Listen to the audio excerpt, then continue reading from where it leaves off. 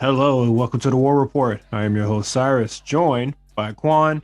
This is a show where we talk about NXT 2.0 and AEW Dynamite. It's been a week in wrestling. Why you say it like that? I mean, it's been a week and I'm tired, but what is it? I don't know. Not much has yo, happened. yo, listeners, let me tell you something. Generally, when me and Cyrus get on the call together, we have a little chat beforehand, see what's up with each other. We ain't talked to each other all week. My man logged right in and got right to recording. There was no time for games. Uh, you know, Right to it. you know that meme where it's the what is it? It's the iPhone keyboard, but all the keys are missing, and it says, "I don't got shit to say." That is pretty much how I'm feeling. I don't Okay. really have much to say. How's Or your weekend? nothing happened. Nothing happened. No, that's nothing Damn. is going on. I'll say. I mean, anything to note? I'm still playing video games, and we got new pod equipment coming soon. Uh, Mm-hmm. Shout out to Prime Day. Uh, You know my thing with Prime Day is, man. The thing, it just ev- it's never anything good. Hold on, Cyrus, I can't hear you. I can't hear you, bro. and that's why we're getting new podcast equipment. What were you gonna say? Prime Day. You know what? I didn't fall for it this year. I'm not really much What is of there an to fall Emma. for? Just buy I don't know. shit. They be trying to get people to buy you some bullshit they try to get rid of in the warehouse. But I'm not a big Amazon guy. I don't use Amazon a lot. Do you use Oh, it? so do I we. don't use it No. very often. Um, my mom uses it a lot, so Yeah. therefore, that's it. Like, out of all, like, my mom uses Amazon a lot for everything, but Amazon Prime Video. Even though like watching shit is like all she does, I don't think she knows Amazon Prime Video exists. You ain't put it Uh, onto the boys yet? I mean, that's her own prerogative. She on that goddamn TV all day. She can figure it out. But no, I don't really buy stuff from Amazon a lot. Um, I would say in this past 2 months, or like in this past month range, it's probably the most I've used Amazon in like 2 years. Yeah. I don't really like. I wasn't one of those people that was just like buying a whole bunch of shit during the pandemic because I really wasn't. Um, like what is it? I bought books on there and more books. That's it. And then like for Prime Day, I bought like podcast equipment and a massage gun. Like that's literally it. I'm not a big Amazon dude. I don't. I think I pretty much got everything that I wanted. So when Prime Day came around, I was just like, oh shit, man, let's dive deep. What kind of bullshit can I buy? That's how they get you, bro. Yeah. I don't know. I got everything that I thought I would need, and well, I got everything I need, and I wasn't planning on upgrading anytime soon. So like when Prime Day came around, I was just like, well, I'm not looking to replace anything, so shit's Yeah, no, I good. feel you. Um, Um, but yeah, that's speaking it. of speaking of getting things in the mail, the A show merch, man. I'm on Oh, no bias talk. I'm not even being biased. The shirt that I received, very nice quality. I was surprised. that is big facts. You could check out what the shirt looks like on our Patreon. But when do you think they go up? I'm sorry that I'm not I, privy to this, but you gotta ask Meals. I have no idea when those okay. come out. Well, hopefully it gets to you guys soon. You can They're go really to our nice shirts. Patreon, patreon.com/the A Show RNC, and you can get a first look at it. Yeah, the shirt isn't in great quality. I like it a lot.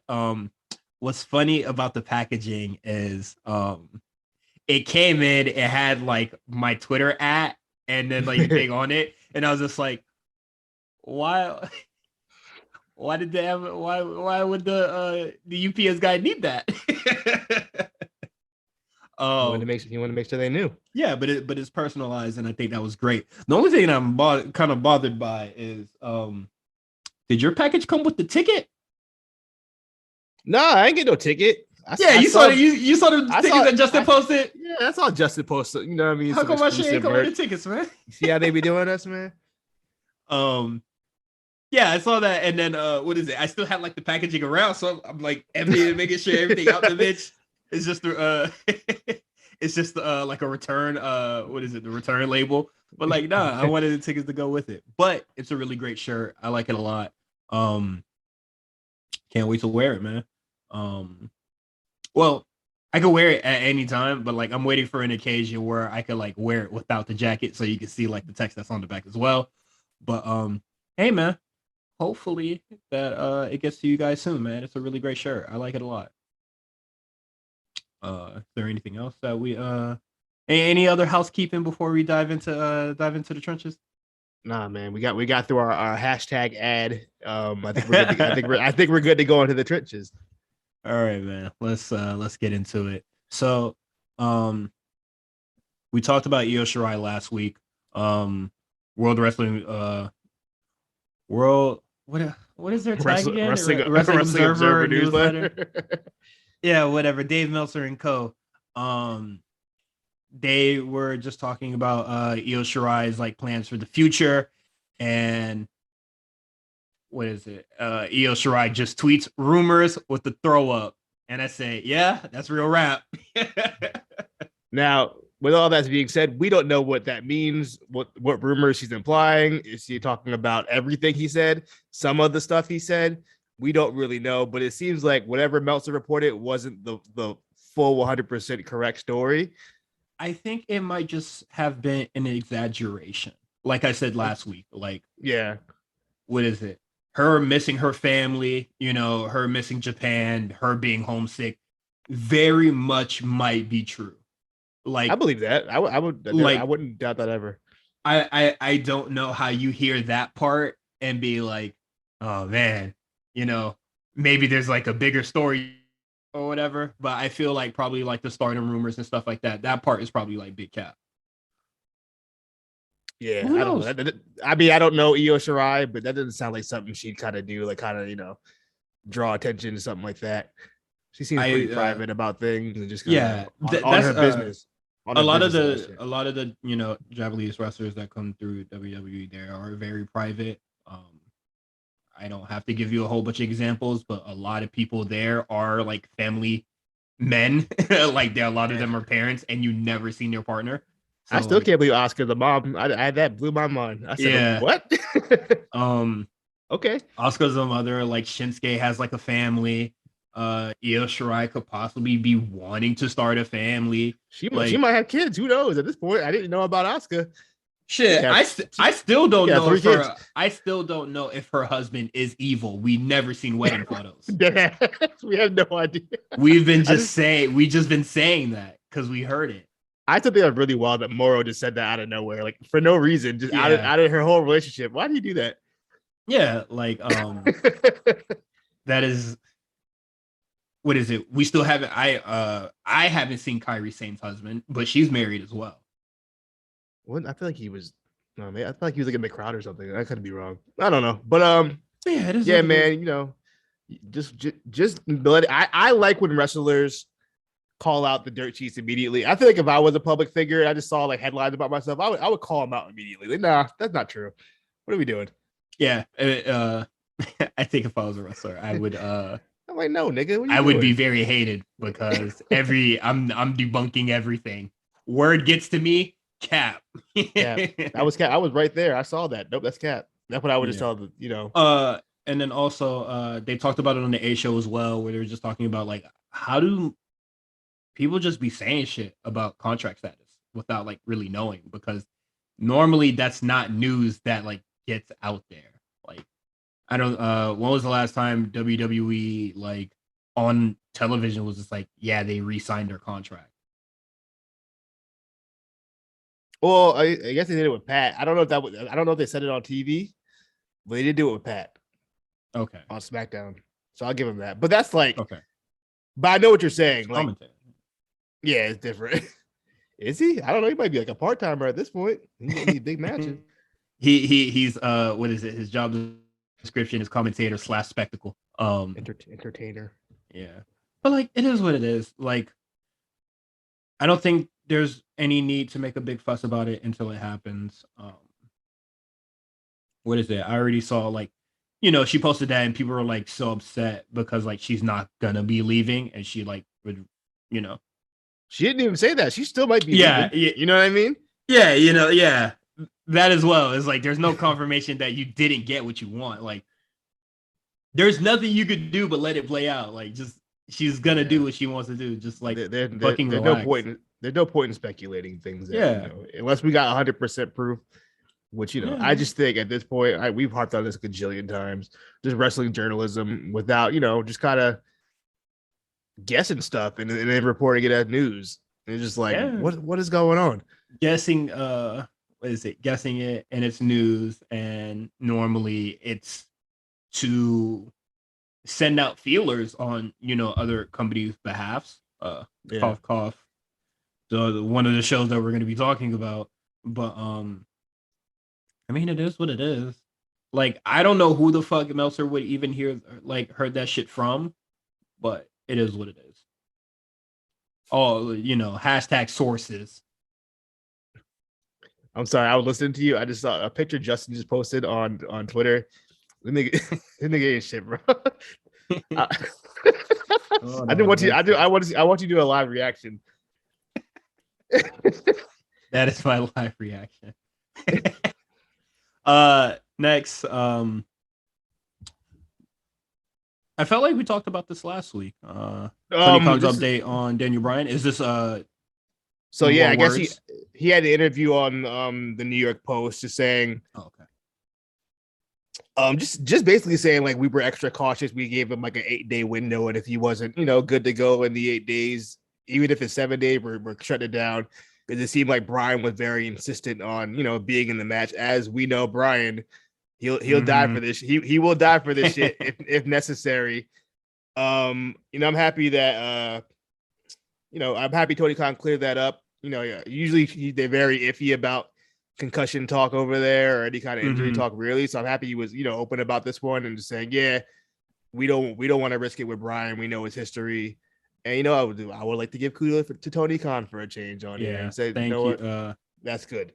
Thank you for not being vague and just saying what it is. And being safe and not putting, your workers' health on the line to get, ratings or whatever, about being time. A human being. About time. It only took mad other players to get fucking hurt before he took that shit into account. But yeah, let's go. We'll see Bryan when we see him.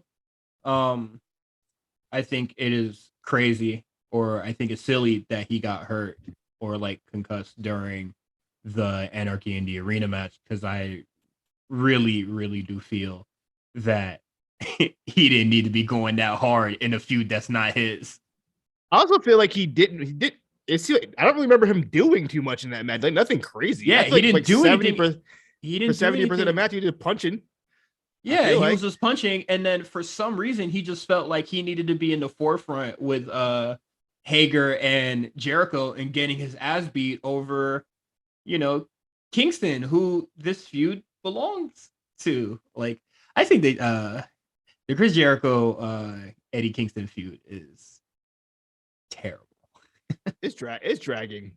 At this point, it's how long has it been going on for? It's been going on since like way too February. It's been going on way too fucking long, and it's crazy because like Eddie Kingston is like a footnote for most of it. Yeah. Moving on. Chris Jericho gives his thoughts on the whole Vince McMahon little scandal situation. Should I read the quote?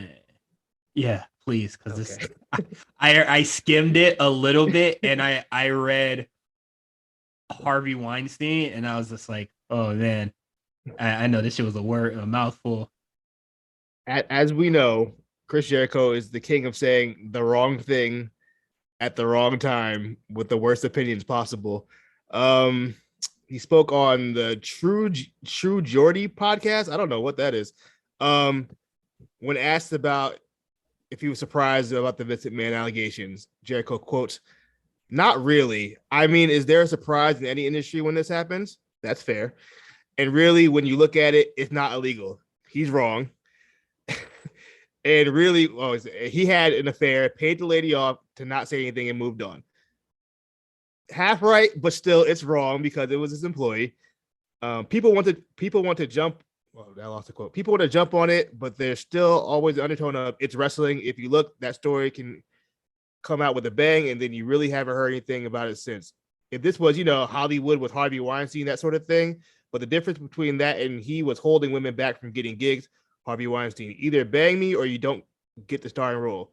Now, with that being said, we don't know if Vince was saying that to women. You know what I mean? Like, or even if he didn't directly say it, just, kind of hinted at it, or even we don't know. I don't know if Jericho knows that. I don't know where he get that information from. Before anybody, starts throwing accusations anywhere, I am not defending Vince at all. But either bang or not get the starring role. I believe these women were already they kind of already got the job. So I don't think they were paying for I don't think they were fucking for a raise. But maybe they were fucking because if I don't fuck him, yeah, he might sideline me, which is just as bad, if not, But either way, Jericho, I don't know. Jericho knows some real firsthand information about what was going on. Withholding. Yeah, you know what I mean? Which I don't think that's good either. He sounds like he's very knowledgeable about the situation the way he's talking about it. You know what I mean? To me, I don't know how much contact him and Vince have with each other or what he's seen, but I don't know. Either way, I just think this is bad opinion. I think we've learned so much more from the last time we discussed the Vince situation a few weeks back, including more stuff that came out, which stuff about coercing women, which is absolutely, not a good thing at all. Very bad thing. It's just, yeah, man. I guess we can, speak on the Vince thing while we're here. It's just at this point, I don't think that man should ever be on TV again. Outside of, I don't know how many shares he has with the company or how much power he holds. If they can, really get him out of here, I don't think he should be there anymore. I think that'd probably be the best solution for all sides. Just stay home and never show up again, at least on camera. We shouldn't even know he's there at this point. Leave it to Stephanie McMahon, Triple H, Nick Khan to handle everything. You've had your 50 years, 50 plus years in the business. Time to time to hang it up and just right off in the sunset, man. Yeah. But why you still can? I think what is it? We talked about the situation and our own thoughts on it, and I think we both agreed him coming out at Raw and SmackDown. Oh my goodness, bitch! Wall Street Journal, who give a fuck? I'm going fuck. That was very not great. I definitely think ill-advised. Very ill-advised. I think that Vince can just, like you said, just kind of just go into the background. He doesn't need to be a figure on the show, I know. Well, going forward, I think it'd be really, well, who knows? Having a whole dog and not featuring Vince in it at all. Is that possible?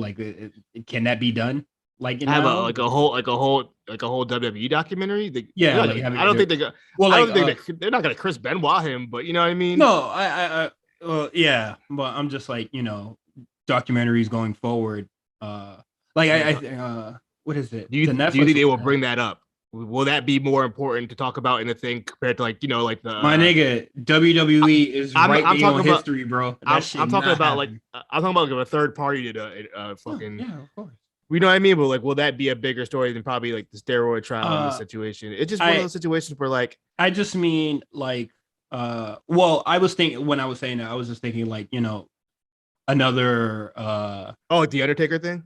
yeah, like the Undertaker thing, like will Vince be featured in that documentary? Like the Roman documentary or something? I Yeah. don't know. Like Um, if there's a documentary about like the previous Mania, like is Vince going to be there? I don't think it needs to be. I don't Yeah, I think for don't think stuff so. like that. But if there's like a Roman documentary, God forbid Vince is alive when they do the big 5-part Roman docu series, will he be in it? Probably. You know what I mean? You Why can't not. God? Why is it God That nigga like forbid? 95 years old. What are you uh, talking about? I I don't mean, think I'd he's imagine the Roman docu series wouldn't come out, for another decade or nigga. something. That Who shit's knows? coming out in two. That shit coming out in 2 months, bitch. As soon as you retire. Um, yeah, but yeah, I feel like Vince can kind of just go into the Go home, background. old man, you old pervert. Oh, get Yeah, off my TV. I mean, it is what it is at this point. What is it? The more information that kind of like came out over the weekend was kind of just like, uh, this is all we got. Like it was supposed to be an update on the situation. It was just like, I think yeah, what you know well, now is what was, you know, we is did kind learn of about what's the gonna be. we learned about the 2005 stuff. I don't know if that has any, if that will count in, I mean, quote unquote count for anything, but that I thought that was more egregious than the stuff, with the affair. I think, obviously anything like coercion, I think I'm personally it just is unacceptable. That can't happen, in any type of Mhm. situation. You shouldn't be sleeping with your employees, but definitely not, coercing them or Mhm. sending unsolicited nudes or whatever the fuck he was doing. You bet. What was he doing that? I believe so. I might have read that on Hey Twitter. man, So don't.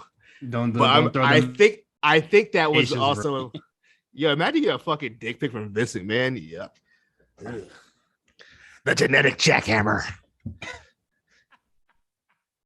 Why would you say that? That's what he said, man. What you talking about? Oh Lord. He said it. All right. Next up. All right, we have a NXT house show, baby. I'll show talk. House show. We get the debut of Eva Rain. Ava Rain? Ava Ava Rain, Rain? Eva Rain? also known as The Simone Pebble. Johnson, Oh. the Pebble herself. She finally made her debut. We were just talking about it, I think, maybe 2 episodes ago, about when Simone showing up. Well, it looks like they're testing out whatever she's gonna be doing. It seemed like she was trying to do something like managerial. It seemed like she was scoping out talent, or Mm-hmm. possibly scoping out her next opponent. I don't know if she's 100%, you know, um, to work yet, or even if she'll ever be. I mean, we've heard the stories of 3 different surgeries, at allegedly 2 or 3. We don't know exactly Mm-hmm. the number, but I know she's disputed it online. But enough to know she's had a lot of surgeries in a short amount of time. And I just really hope she's healthy and good to go. I would like to see her in the ring. I think she has an interesting look, and plus, just with the pedigree, would she be fourth generation? You should be fourth generation, which I don't know how many there are in wrestling currently. I think it might be like the Usos, and I guess probably her, which is all the same family. So yeah, I mean, it's just like, I'm interested. I hope she's on TV soon. Let's get this going. We waiting for a long time. They made a big deal out of her signing. Yeah. Well, it's the Rockstar. Like Yeah, you know what I how are mean. they not gonna do that? You have I to. think I think that we should I feel like expectations are gonna be insanely high. Yeah, no matter what. Yeah, I think she knows that too. Let's relax, fellas. Let's just breathe for a second. Because I feel like people are gonna like really be expecting like her being like Rock X7 levels out the gate, I you would know. hope not, because even Rock wasn't even that when he first got there. It took Rock But damn it near but it 2 years. hey, is she niggas gonna be like, nah man, shit not cracking? Like what? Um What if she nice though? then she's nice. That's gonna be That'd be great. fire. That'd be fire. I Like, hope she is. I hope she is. yeah, I hope she is too. But like, if she's like fire out the gate, I'm gonna be like, oh man, that's great. There's no negative side for her being fire out the gate. But I feel like, you know, if she's if she's gonna be like developing on the developmental show, people are still gonna have like stupid expectations or whatever. But we'll see what she does. If she, sorry, my stomach starts hurting. But if she's gonna be a manager, we'll see what happens, big dog. Cause I don't know, managers aren't really long for NXT unless you're Robert Stone. Mr. Stone's been there for a minute, bro. Yeah, I think it might be time to go. Mr. Stone be outlasting his clients. You ain't lying. That shit don't make no fucking sense to me, bro. But it is what it is. We have some NXT UK spoilers. So if you don't want to hear it, just I say hit the Spotify have just like the skip 15 seconds button or like skip 30 button. I don't use Spotify, but I imagine they do. All but right, hit that bit twice, bro. Starting now. Yeah. No. Ilya Dragunov drops the title and Tyler Bate wins the championship. So yeah, it puts a little delay on things that we expected, but it is what it is. Yeah, there was a tournament to determine the winners. It was Trent Seven versus who the hell Trent Seven was? Versus Oliver Carter, and it was Tyler Bate versus Joe Coffey, and the winners wrestled off against each other. Why it had to be Joe Coffey, bro? I like him a lot, but like, why it got to be him? Who cares about Joe Coffey? I don't care about. I'm saying, like, why it had to be him? So the new NXT UK champion. Hopefully, whatever happened with Dragunov, he gets back soon because man, he's been on fire since he signed. Honestly, I don't think he's ever had a bad match. Like genuinely, ever had a bad match. Not capable. I don't even think it's possible at this point. So yeah, man, it's unfortunate, but Tyler Bate, 2-time NXT champion, NXT UK champion. I was hoping Tyler Bate would be on his way to the States after the Trent Seven feud, what I guess could happen. I think they could have Trent Seven just defeat him. And because I don't know if you've been watching lately, but Seven's by far the biggest heel on NXT UK at this point. So I think that'd be good for him and good for Tyler to leave the UK and come across the pond to Florida so they can put him in a mask or something. Mm-hmm. This definitely shakes up NXT UK a little bit, but also like they tape like in bulk, so they'll be okay.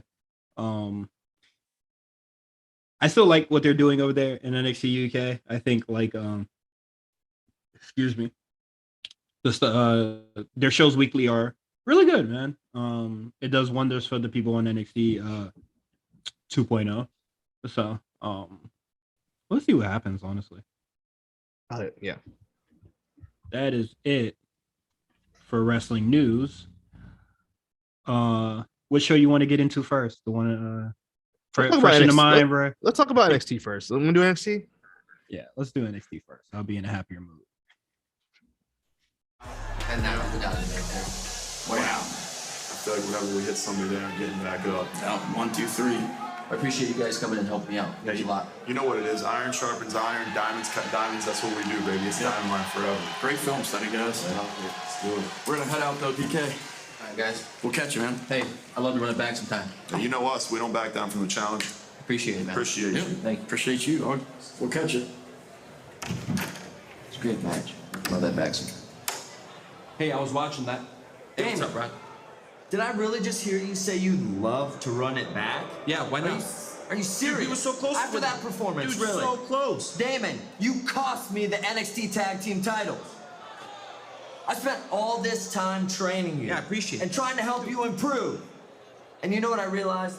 You're just not as good as you think you are. Dude, I was just trying to... What were you doing? Come on. Ask the Creeds. Ask Ivy. I'm not big on excuses, man. You were more than happy when I challenged the Creeds. I want to see how you feel after I embarrass you next week, one-on-one. Dude, come on. Hey, Rod. Run it back. Okay. NXT 2.0. So we have a loaded show. A lot goes on in the show, way more than I thought was going to happen. Too much, maybe. Yeah, I don't know. After Great American Bash, I kind of like forgot that a Great American Bash happened last week.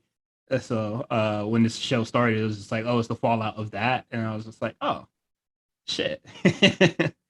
A lot of stuff happens. So we are going to start with the big story on NXT UK going currently. Story. Yeah, the running story. The whodunit. The quickest whodunit. It might be the shortest whodunit I've ever seen in television history. Perfect, but well, it's not perfect, but I'm okay with it, and I'll say why in a moment. But NXT starts, and Roxanne was walking through that parking lot unsupervised, and then somebody said "Mika Maka Muka Baka." Put the beats on her, but didn't put the beats on good enough. Then throughout the whole show, everybody's just talking about like, hey man, you know who put the beats on her? Check the damn cameras. Why do they not have cameras or security in that parking lot yet? It don't make no sense. It don't make no sense. That place is a war zone. Even if you did not have cameras before, this place warrants cameras. Actually, you know what? They did have cameras. Remember during the Aleister Black whodunit, they showed the cameras in the end, and they showed Gargano beating him up or something, or whatever the fuck he did. They had cameras. That boy. So I don't understand what's going on. We got to be consistent with this parking lot stuff. But yeah, man. Roxanne beat up to start off the show. And then is the main event in jeopardy? We'll see. Then main event time comes around. I knew the jig was up when what is it? Who's the interviewer? Sorry, I'm forgetting her name. Is it Sarah? Is it Sarah Schreiber? Is that her? Oh shit, there's two of them. No, where's the one that's married to Vic? Is that Sarah Schreiber? No, I don't know. Mackenzie or something. Mackenzie Mitchell.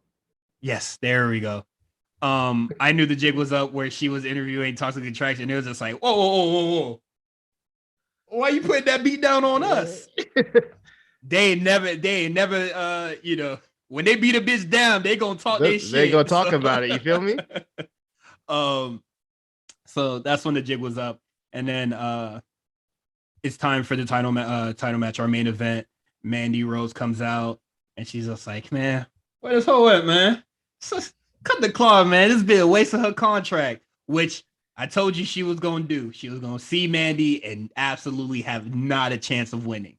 Should have just cashed it in for the tag titles, bro, and then move on. Be dandy. Cora Jade comes out. Hey, man. My homegirl might be out, but I'm not. Give me that title shot. I got this. And then the music hits, and Cora Jade's just like, fuck, what the hell?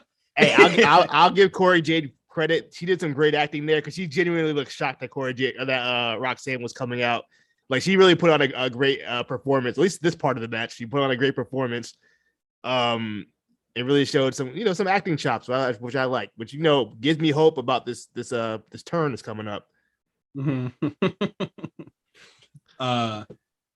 Which is all good. The match with Cora and Mandy itself, I thought it was cool. I like Roxanne a lot. Match. I think we all knew where it was like heading, so like I'm not really looking at like quality of the match. Yeah. I think she makes a really good underdog babyface type deal. I think she did a really good job in that match. The ribs being taped up. Yeah, it gave some sympathy. The Rock special. That's the DDP special. I'm lying. It's definitely the DDP. DDP had his ribs taped like 2 years straight. But yeah, clearly they were going to be running an angle, so I wasn't looking at like quality of the match. I'm just trying to see like when that angle comes in, and here it was kind of silly how it came about because what is it? Roxanne is seeming like she's about to put an end to Mandy, and then Cora Jade just puts the title to her back, and I was just like, oh, that looks stupid. Why did you like? I know you're not supposed to crack her in the back of the head, but you could at least make it look like you was going. You got to put a little muscle in that, Corey. You got, you know what I mean? You got to like put a little oomph in it. You know, like a little love tap. You could like, what is it? Just put your hand in front of it and then just knock her skull or some shit. I don't know. Yeah, it looked a bit silly. And then it got worse. Yeah, and then Mandy retains. Sorry, excuse me. Mandy retains, and then Cora Jade. Like, I don't think it registered with Roxanne yet of like who like beat her in the back. No, because she looked right at her. She looked at her and said, "Oh, okay." Oh, okay. I didn't see that. I must have like blinked or some shit. Because when the match was over, it didn't seem like Roxanne was like ready to like beat the brakes off Cora. But yeah, it's a little beat down. And then Cora comes in. She goes to hit Roxanne with the skateboard. The skateboard breaks before it even hits. I think it had to be a dummy board. Oh, that board was long as shit. That board was mad long. It was for sure a dummy board. Yeah, she didn't ride it. So I was just like, yeah, she was definitely gonna be cracking her with that shit. And then it broke in half before she could hit her. But I guess she made up for it and kind of, so hitting her with the half of the skateboard. It still worked in the end. It is what it is. It's not the worst boss to happen on the show. Now, how do we feel about them winning the tag titles and instantly turning a blah blah blah this and that? So all right. So this is kind of how I don't think they should. I saw someone tweet about how it should have been like a couple month feud. I don't think it needs to be that long. I think they could have at least did maybe another week before they did the reveal. Maybe I don't know how they would do it, but maybe just have if they were to did like a thing where Cora made it look like it was an accident, she screwed over Roxanne, and then and then a week later, then they get to the reveal or something like who beat her up in the parking lot. A la something like when Shawn Michaels came back in 2002, and he got beat up in the parking lot in the next episode of Raw. The week later, he found out it was Triple H the whole time and two-timed him. I think that probably would have been a better effect, but I mean, I don't know why they decided to do this all in one night. It seemed kind of abrupt. I'm not mad at it because I don't want to judge it too harshly. Mm-hmm. And I want to give at least another week to see where the story is going first before I just say, okay, this is stupid. Why did they do that? Why would they give them the tag belts? I am interested on what they do with the tag belts going forward, though. Do they want to vacate that again? Or what do they do with the tag belts? Have them defend it and then Cora not show up after striving to win a belt for so long? It's crazy what jealousy do to a motherfucker, I guess so. that would be like, I think that is a better answer than what I was initially going to say, which was I don't really care if they vacate it or not. Only because didn't they just vacate it? Oh no, before Toxic Attraction wasn't it vacated, or am I bugging? Who Toxic Attraction beat? Was it Io and Zoe? You might be right. Was it that long ago? Well, I don't give a shit if they vacated again. Toxic Attraction had that shit forever. Okay. I don't care if they vacated again. I don't really necessarily. I don't care that much about the state of the tag team championships as long as Toxic Attraction is not holding all the gold. I am happy, and it kind of like opens the lane for a lot of other people. As far as oh man, you guys blew through 2 months worth of story, and it was just like, did we really have to do who done it for like 3 weeks? Yeah, I think they could. Personally, I think they should have did another week, but I mean, I didn't want a long drawn out. You don't need to draw this out for that long. The story writes itself. Cora is jealous. The story's not over. That too. Like, why did they feel like Cora was just gonna beat her down, and then move on? Yeah, I mean, obviously, this feels very much like the just a bridge version of Gargano Ciampa. We just kind of skipped the 6 months of them being a tag team and said, well, we already established they're best friends, so we don't really need to do all the other stuff to get there. Like, we can just say it's already established they're best friends. They've been harping on it for 2 months now. We can get Yeah. right to this point now. I don't hate it. I wish a little bit longer, but that's just personal preference. It's not the worst booking decision in the world. I'm just like, because I saw a tweet that somebody was just like, oh man, they just blew through 2 months worth of story. 2 months of a whodunit? I'm going to the PC myself. Fuck out of here. I was gonna put you on the spot, but I'm gonna let it rock though. But what happened? When you said in chat, I wish this went AEW long, and I'm just like, fuck out of here. I'm not. No, I didn't say that. I didn't say it should have went. I said it shouldn't have gone AEW long. you sure? Yeah, I said. Okay. I said I'm happy it didn't because AEW drags shit out when they don't need to. Danger dog. Prime example, Eddie Kingston, Chris Jericho. Don't put those that thought on me. I would never say some shit like that. All right, bro. When I check back, I'm gonna post a screenshot. Go ahead, post it. Give me the cover. No, put it on the cover instead of the logo. Yeah, I don't care. Yeah, you want to lie? You want to lie on me? Yeah, I like the story isn't over. I think it's fine. I think this is fine mainly because like I feel like this is like super course correction. Like I don't feel as if Roxanne was supposed to win that tournament anyway. Absolutely not. We know who the real winner is supposed to be, and we'll know next week when they have that battle royale for the number one contender. Yes, that is right on the fucking head. I'm gonna give y'all a spoiler right now. It's Nikita. I've been telling y'all since for months now. It's inevitable. Nikita is the one to dethrone Mandy. It was always Nikita. It was always gonna be Nikita. Yeah. Regardless about all the her for what is it? I think it was Memorial Day where she showed her ass. The different cheek. The other cheek. She turned the other cheek. And showed her ass in the worst way. Literally and figuratively showed her ass in that video. It's pretty impressive, actually. But we said it on the show already. I didn't like that the breakout tournament was just a way so that we could get Lash Nikita 3, but it didn't happen due to like injury. So yeah, it's just course correction. Excuse me. I don't think the Cora Jade Roxanne story is gonna be bad. Like we just skipped ahead and that's perfectly fine. People that were going, oh, woe is me for the women tag titles. Bitch yawn. Like this niggas crying over this shit. Oh man, why they doing this to women tag team? Like, all right, bro. It's been what is it? People was being mad dramatic like 30 minutes after the show. Literally, breathe, my nigga. Like for real. Fucking breathe. I forgot who it was. Someone was doing the anonymous question thing on Twitter. Someone was like this is the worst state of the NXT tag team division. I'm like, whoa, like it's been 30 minutes since the show ended. What are we talking about? Hold on. Slow down. Get your stress ball or some shit. Like this is not something for people to really I really don't think this is something for us to be like, oh my fucking God, oh Lord. But it is what it is.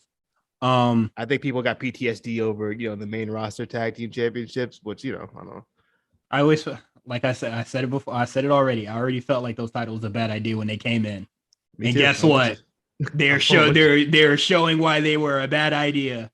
You made a Sasha around the person that don't be working. Next we got JD McDonough. I don't know how to say that man's name. I'm calling him Devlin at this point because I don't know how to say fucking his old name. Whatever the fuck that is. But yeah, he confronts Cameron Grimes. I love that Cameron Grimes him being a what is it? That match being face versus face did not matter. Was he face? I feel like he was more in between. He was healing it up, but that was the match started. I will say he worked the match as a face. He didn't really. I don't remember him cheating or anything like that. The Great American Match, did he? Yeah, it was weird. Gave it his all. Yeah, he healed it. He hurt him and then was making fun of Braun for hurting him, but then didn't really capitalize on it. I feel like in the Great American Bash main event, so it was kind of weird how they did that.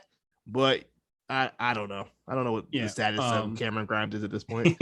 It's just I didn't think it was that confusing. It was just Cameron Grimes had a motivator that blinded him. But nah, I think it's cool that he like, instantly flipped. Like before he was saying shit that would kind of like get him booed. The next following week, people were just like, "Oh, it's okay, man. It's okay that you lost, man." I wonder if it has to do with if Braun, really being out for a little while. Yeah, they had to transition real quick. I don't think Braun is going to be out for long, but I think he's going to be like out for like a noticeable amount of time. Maybe he won't work a match for a while. You know what I mean? He might even be on the show. He probably just won't, work. I would say you'll see him like within like 2 weeks.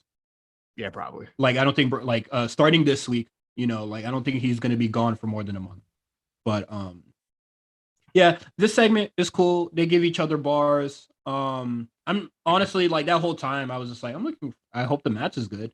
Well, like I'm looking forward to the match. Like what I was thinking that whole time? I'm gonna tell you what I was thinking that whole time. That man's head is fucking I swear it gets bigger every week he's on TV. I don't remember it being that big last year. I think has he always had like the shaved sides? I don't know. The shaved side. Do you think he got the fade? The fade made it work? He's always is more blocky. I think he's always had the fade. He's like a little mini thin. He's like a bobblehead thin, and then now he just looks. I can't stop looking at the side of that man's head. Yeah, at first when people were pointing it out, I was just like, oh, whatever. I didn't really give it much thought. Now I do, and like I can't unsee bro. Like this. Fucking headbutt him, and he really did headbutt him too. At least he's self-aware and realized he got a big old head. He might as well use it. I appreciate that. Dude, head is fucking massive. But yeah, looking forward to the match next. Excuse me. Solo Sikoa versus Von Wagner. Now, Solo Sikoa is the lame nigga whisperer. He gonna get a good match out of somebody you don't fucking like. Did he do it here? Almost. It was a decent match. It was a decent match. What is it? I didn't like that it ended in a DQ. I thought it was decent, but when it ended in a DQ, I was kind of like, whatever. Well, it wasn't a DQ, it was a double count out. Oh yeah, double count out. And then when I continuously like, the more and more that they fought throughout the show, I was just like, oh, this is when we get the stipulation match, and then we get the real banger. This is basically just him versus Boa over again. It's literally the same. I think the same way. Hey, we not gonna fault shit that worked. I think that started double count out into a fight into the parking lot into the actual stipulation match. I'm pretty sure we're doing the same exact formula. You know what? It's a little more different, but how? It's the same shit. No, I believe Boa just like sprayed some mist at him. Oh yeah, he's right. Shit. He did. Like, he like burned his face. I forgot. You're right. He gave him a fireball. I think before Chris Jericho did it. The real was it? It's a little different, but Solo Sikoa, Von Wagner, and whatever stipulation, we about to get a classic. Did they do a street fight or like last man standing? They probably won't do last man standing because of Brock and Roman, but yeah, it's a street fight. Yeah, I'll give it a street fight. I don't think it should be fall. If it's false count anywhere, I'm gonna be like, okay, now it's really just the Boa thing. But, I guess it could be a false count anywhere. That's true. Street fight it. Fuck it. If they real, open up that fight pit, man. Ooh, what? Wade was kind of referencing it. He was like, both of these guys, they're fighters. He said it multiple times. Ooh, I didn't think where would they put that in that building? There's no room for a fight pit anywhere. I feel like there would probably be like no like outside of the ring. You feel me? Oh, I'm fucking up. I'm thinking the fight pit with the big circle thing. I'm thinking of I forgot. They just put you thinking of the Lions Den? Yeah, I'm thinking of the Lions Den, bro. I definitely think that they could probably pull it off then. Yeah, that works. That'd be fun. That would be fun if they did the fight. It's been a minute. What was the last one? What was it? It was Ciampa Thatcher. Oh, that's right. And it was in the same building too. So you know what? You're right. It was in the same building. Fight pit it, baby. Let's go. Yeah, looking forward to that. I don't know why you put this in the big topics. I think this is very fucked up. But we got Indi Hartwell versus Lash Legend. I'm gonna tell you right now, when I went into I walked away from my phone, and when I saw in the chat, I saw Indi Hartwell versus Lash Legend. I said, "Oh no, don't do that! Don't do that, nah." Look, man, is it time to have a discussion about Indi Hartwell? Not because of the botch. I don't care about the botch. The botch, it was bad. Yeah. The botch was bad. I want to preface it by saying everybody botches springboard moves. It's fine. Yeah. I'm not worried about that. I'm talking about Indi Hartwell in general since Dexter's left, since the way left. I hate, like, I would love to have this conversation about Indi Hartwell. I really do. But I hate that it's coming after, like, heavy emphasis that we're not talking about this because she fell. Like, heavy emphasis she was on TV and kind of like underperforming. Yeah, like, it's not because she fell. Heavy emphasis on that. But when, most of the way, Loomis, like, when she basically more or less lost everything, and they were pushing her as, like, this is her last redemption, like literally what they did with, like, Cameron Grimes, like, I lost everything, so I'm gonna, like, start fighting for the title, and then, like, you didn't win it. What the fuck are they doing with Indi Hartwell? What are they gonna be doing with her? And she seems like in a very lost direction. It's not like this is recent. Dexter Loomis has been gone for a while now. You know what I mean? Like, they had her tag along with, like, the Team 2001 for a little bit, but then it's like she just felt like a third wheel, or Wendy, whoever she was tagging with. She was such a third wheel in that. And then them being I think if they were going to be the ones to dethrone Toxic Attraction, I think that would have been cool. But as we know, Nikita is the one to be slotted in there. But if they wanted to do a little detour and give it to Indi for a little bit, I would have been, like, fine with that. But that's the thing. I don't think Indi's that good. Like, she's starting to lose a little favor with me. What is it? She gets Mandy. Bro. But I thought she was great when she was working with, like, Candice and Persia. Well, sometimes with Persia, depending on the circumstance. Falling apart. But, like, I don't know. She's starting to lose a little favor with me. And as far as, like, the springboard elbow shit, what is it? Whenever I looked at Indi Hartwell's, like, indie stuff, she wasn't really doing shit like that. So I was just like, why are you doing it now? But it is what it is. Yeah, everybody's falling off a springboard move. I'm not gonna knock her for that. As CM Punk, it literally happened to CM Punk, where we're not gonna see him for a really long time. Twice in a match. Also, I saw people try to blame Lash Legend for that, which is crazy. Y'all gotta leave Lash Legend alone, man. I don't look, man. I understand y'all have felt the way about her, messing up an elbow drop in her first ever TV match, and y'all can't seem to get over it. Which is just like, can y'all let that shit go? Yeah, like, it was literally her first TV match ever. Like, y'all still are harping on that. Somehow she's improved. Look, I'm not gonna. The botch wasn't on her. I think honestly, I'll give Lash Legend credit. She bounced back from that really well. Yeah, she bounced back from the move and got right to where she needed to be for that ugly ass roll up. And hey man, shit happens in the ring. It is what it is.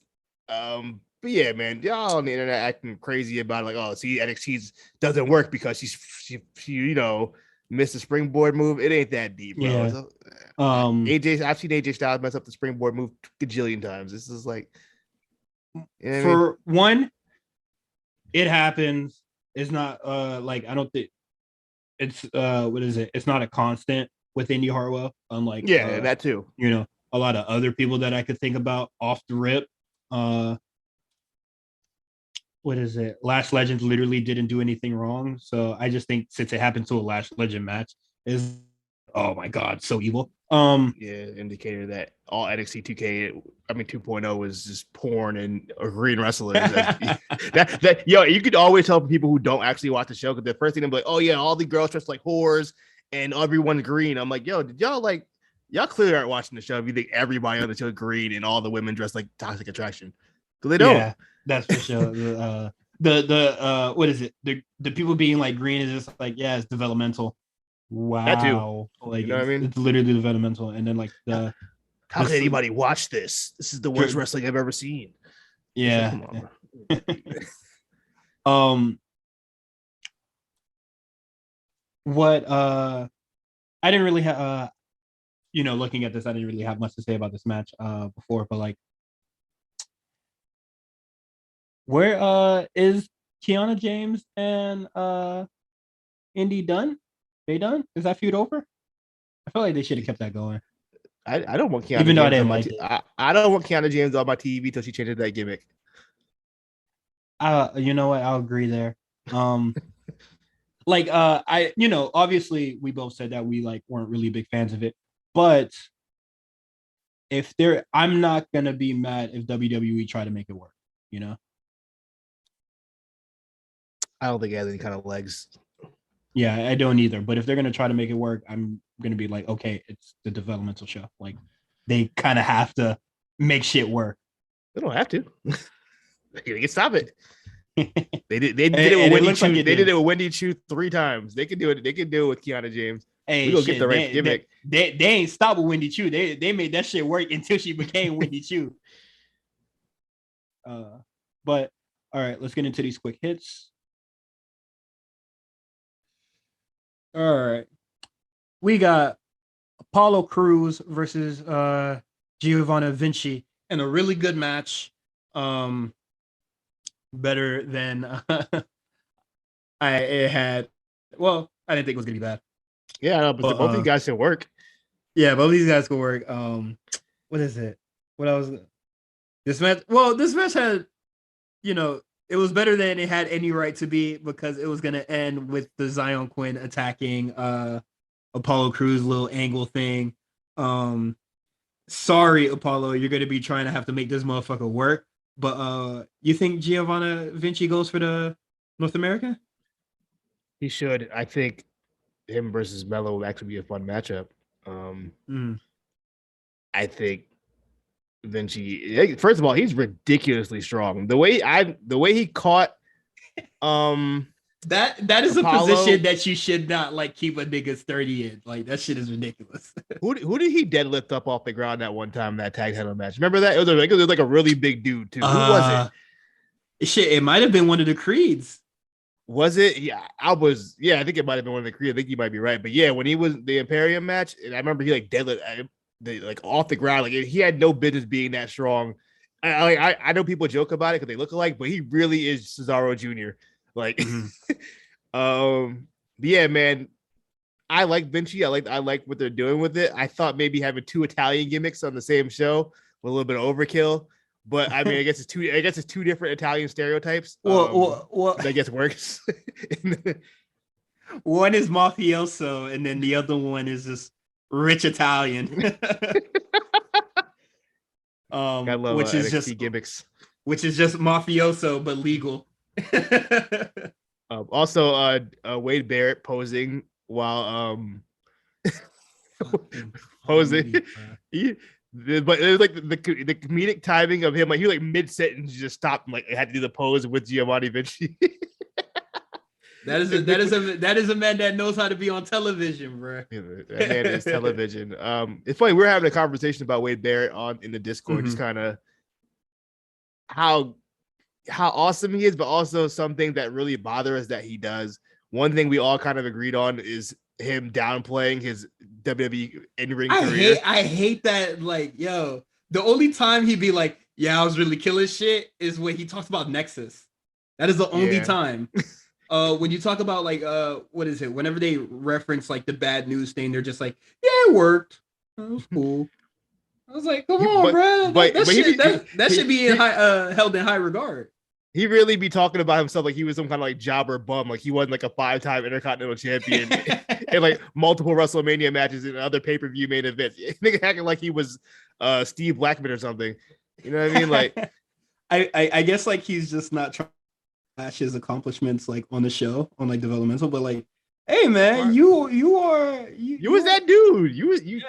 If you were healthy, you're like the Grant Hill of like WWE, like what he could have been if he would have stayed healthy for a year straight. It just he just had a really a group of unfortunate injuries that kind of ended his career. I'm happy he's still in the company, You know, he has a meaningful spot. I think he does great commentary. I think sometimes he does ramble on too much, which I wish Beth was around to rein him in. Still, I wish Beth was still on commentary to rein him in because he'll be rambling.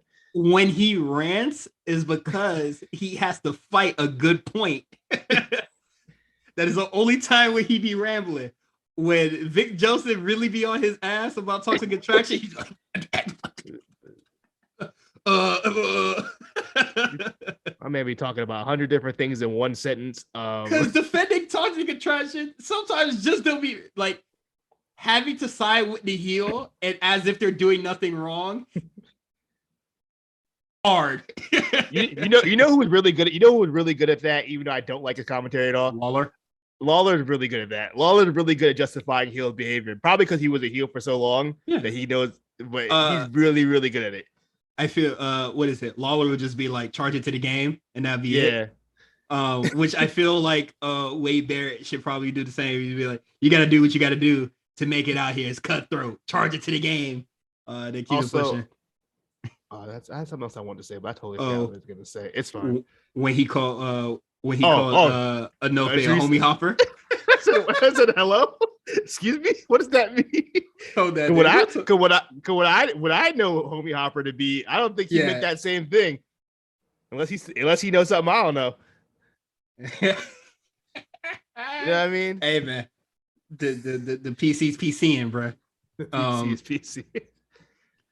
But moving on, Roderick Strong is still just being an asshole in Diamond Mine, to the point now he done turned on Damian Kemp and he said, since you want to run it back with the Creed so fucking bad, how about I beat your ass next week? And I felt like that was very extreme. Sometimes you gotta take drastic measures, man.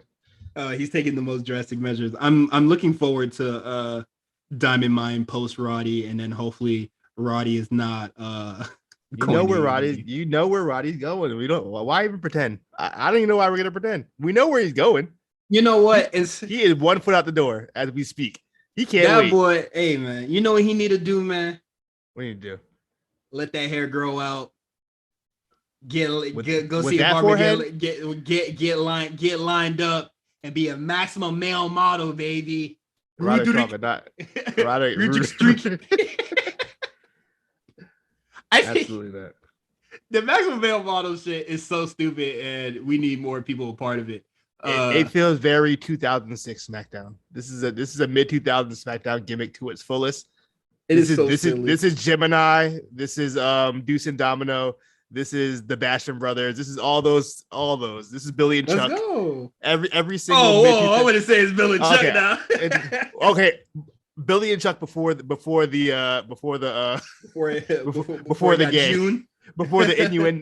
innuendo. Pre June. Yeah. But yeah, I'm gonna hold out and hope Roger Strong doesn't go that route, because already know how I feel. Next we got Kaden Carter versus Tatum Paxley. I think Kaden Carter is not that bad in the ring. I think she's really not bad good. at all. I would hope so. She's been in developmental for like 5 years. So I hate when I praise niggas and y'all go, you know what? She's been there long enough. Can I just be impressed with a nigga? Was she in the first Mae Young Classic? I think so. I think she was in the first Mae Young Classic. She need to get out of there. Enough is enough. Her and Casey need to go. We already expressed that concern enough. But I think Tatum Paxley is also good as well. I think she there's a lot of room to grow there, and just bring her back into Diamond Mine, bro. Like, just let her be in Diamond Mine. Yeah, they've been teasing this union for like. I don't know why she even got kicked out in the first place. She would never in. She was a little recruit. You know what I mean? She made the period. She made the cut. Ivy was like, nah, you ain't ready yet. Even though I'm pretty sure she has more experience than Ivy. No, I don't know. Yeah, right. Ivy now wrestled before it. I think she might have just been like just general athlete. She was on the Rock show. I think she's on Titan Games. Yeah. I think she's on Titan Games. Yeah, it was just like, nah, I don't think you're ready for Diamond Mine. You ain't got enough experience. We in the same spot. We was in the same class. What do you mean? Same resume. Got hired at the same time. We was in the same training camp together. What are you talking about? Yeah, but I think it's cool, man. Ivy Niles being like this big fucking yoked woman, just being like very motherly. I think it's cool. It's so funny. Nice. It's nice. It's cool. Hey, Ivy Niles, you listen. We fuck with you, bro. I love it now. That means that means we love you, bro. Next we got Sanga versus Duke Hudson, and all I can say is Sanga needs to get like some color on his gear. I think, like, I know this might sound crazy to say, but like as a face and the face that you are, why are you just wearing all black? You ain't Stone Cold. You ain't Goldberg. Like why are you just wearing like all black, no logo, no like flag? Give me a stripe, something. You know what I mean? Like a stripe on the tight, something. Put your name on your booty, bro. Like, yo, why you got like generic, like regular ass tights, bro? Like, I feel like I could go to Dick's Sporting Goods and get your gear, bro. Like, why? Yeah, come on, man. Put a little pizzazz. You in the WWE now. Don't you? I'm saying put a little pizzazz there. Also, you know, this match was some bullshit when the first thing we talk about is what Sanga was wearing, because I couldn't tell you anything that. Yeah, what is it? All I know is Duke Hudson lost. Question mark. Yeah, Sanga won with the choke slam or something like that. I think it was choke slam. Yeah. I don't know. I like Sanga. I do too. Like, I just thought this match was very boring because they're fighting over something that happened at the pool party. Like, I'll be mad somebody can't involve me too, especially his big barn. I'd be kind of upset. All right, but I would have handled that. I would have handled that day. You feel me? You would handle at the pool. You would be that guy, my nigga. Ruin the pool party. I am not gonna be mad about a nigga splashing me a week later. Pause. I might be. I'm not gonna be. He said he got about it. Wade said he gave Duke an ear infection. You ever had an ear infection? It's not fun. Yeah. No, I don't. Not fun at all. Well, you should have handled that when you got the diagnosis that you got an ear infection. He ain't see her all week. I find the nigga. What the fuck you mean? But nah, I just think it's stupid. Like, cause you know, what is it? It normally happens to Kevin Owens, but like something bad happens to Kevin Owens at like the 4th of July cookout or whatever. That shit gets resolved that episode. That's a lie. We still don't know who pied him in the face. It's been 5 years. Who pied him in the face, man? I think that is a story better left untold. My nigga, I swear to God, if like next year they're just like, I know who did it. Now we have to fight. That'd be fire. I would be mad if they rehash it. I'm laughing right now, and I'll probably most likely laugh again when it happens in like a year, or like when we actually uncover it. But like, whatever. The shit's stupid. It's just to get the niggas on the show, more or less. That's the real whodunit. Yeah. You know who's missing on the show? Wesley. He had a promo. You had a promo? What did he say? I don't remember. No, he didn't have a promo. Trick had a promo about Wesley. Yeah. Trick had a promo, which we also forgot to put on here. Check him out. We'll talk about that. Hold on. We got Tony D'Angelo and Stax versus team BBC, and it was a very okay match. I think Tony D'Angelo in the tag division is pretty good. I don't really think he was a singles nigga. He's gonna. I still don't think he's as bad as y'all say. I think he's fine. Like, I thought he was a fine wrestler. I just think he's boring. I think he's boring, and I think that despite the long rant that we had about like tag team matches and why I'm not like the biggest fan of them, I think that Tony D'Angelo matches are like, fairly boring, but like the kind of pizzazz or like the stuff that comes from a tag match can like spice it up, like a Tony D'Angelo match, but with a hot tag. It's cool. It's something interesting that's happening in the match. Is that a fair assessment? That's fair. Yeah. But now we got the Trick and Mellow promo. Now, when I saw them women, I said, those are real ratchets. Those are not signees. Nope. I those saw are Shorty. Those are hashtag real women.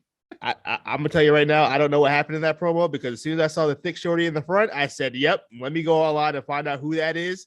So whatever happened in the promo, I wasn't paying attention because I was too busy on Instagram, and I did find her, and it was worth it. There was one shorty that looked place, but you know there was even some out of place shorties when Lashley had the women. It'd be like that sometimes. You gotta have something for everybody, you know. Who said that Shawn Michaels picked that particular woman out himself? Was that you? That's the one HBK picked. Yeah, you know HBK be scrolling on Instagram, bro. Who else would find Ali J? He'd be A&R, low key. You know where the talent at. We got to talk to Cord now and get to the bottom of who found Ali J. Who found Ali J, bro? I never heard her in my life. Did she have like 500 views on like 1,000 views on her video or something like that? Well, I'll say this. I think she was very easy to find because she is local. Yeah, probably that. Finding when I had to do like event planning and shit like that, it was very easy to find local talent. Getting local talent to sign up and do shows for free is the hard part. But whoever found Ali J, bro, I need to know. But yeah, they just had I think this promo was a bit much because it was just like what is it? Who'd he beat? Mello? Yeah, like it was Waller. It was just like Waller. It was just like this is not like a high stakes like match, you know, like and then Trick Williams, like his like I guess like in terms of like, you know, I think it, you know, for Trick Williams, like it's very important. Like this is his first match on like, you know, one of these special shows. Like this is like his first big singles match. So like, yeah, that's just how you want to celebrate. But like all you really did was just beat up Waller, who goddamn Looney Tunes you into a into a title match. Like a Scooby Doo you into a match, bro. What the fuck? Yeah, but those women, those are real women. Tell me. But yeah, that is it for NXT. All we know about next week is we're gonna be having a 20 women battle royale. Excuse me. That it's going to be Nikki Lyons, but that's my pick. Any dark horse pick? Maybe Alba Fire. That is a really good pick, actually. That's a possibility. Other than that, I don't really know else who would be like credible at this point. My dark horse pick, I think this will be a very good opportune time to bring back Zoe Stark. It could be that. We have been seeing different little QR code, whatever the fuck those are. I'm not saying because I'm a big fan of her or anything like that. I'm just saying so we could get that, you know, everybody predicting like when she's gonna come back. Let's kind of just get the shit out the way. Yeah, so it's whatever. Let's get into AEW's Fyter Fest Week 1. Oh no! Oh my God! That's 400 pounds! Oh no! Wait. Ricky, move! Swerve. Ricky, get out of the way! Stomp! The swerve stomp! No! He covers him! 2, 3! New champs! New champs! The winners of this match! New AEW World Tag Team Champions, Swerve Strickland and Keith Lee. What a tag team matchup! What a turn of events! We'll see you Friday night for Rampage. Next Wednesday, Beckle here on the Dynamite for Taz, Excalibur, JR. Thanks for being with us. So long, everybody.